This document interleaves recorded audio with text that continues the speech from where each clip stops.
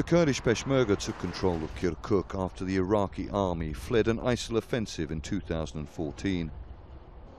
But there's never been agreement between the Kurdish Regional Government, or KRG, and the federal government in Baghdad about who should be in control here and benefit most from the area's vast oil wealth.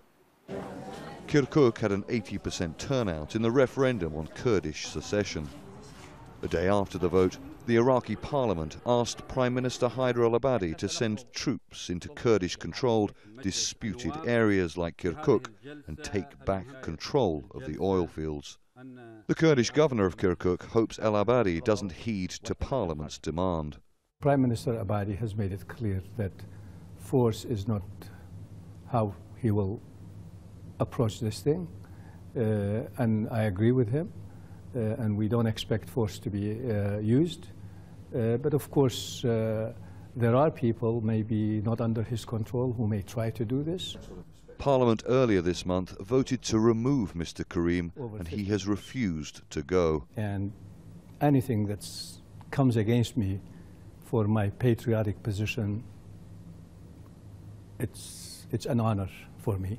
Many Kurds call Kirkuk their Jerusalem, but there are also Turkmens, Arabs and Christians here too. There are also hundreds of thousands of Arabs that have arrived here in recent years fleeing ISIL, and they feel very let down by the Baghdad government. There's also considerable opposition amongst the Arabs and the Turkmen about any idea with respect to Kirkuk being part of a future independent Kurdish state. The vast majority of Turkmen and Arabs who have lived in Kirkuk for generations boycotted the referendum.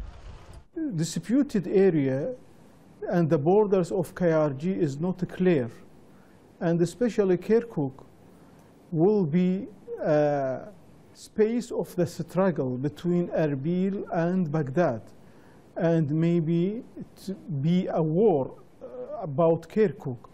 The way to solve this problem is not the independence and the referendum. The way is dialogue. The 2005 constitution stipulates that the federal government sends 17% of the federal budget to the KRG every year. It stopped sending the money in 2015. And Baghdad has since accused the KRG of not sharing the oil wealth.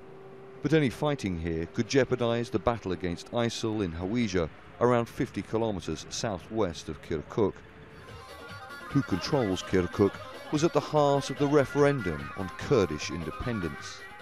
The Kurds say they will fight anyone who tries to take it from them. Stratford, Al Jazeera, Erbil.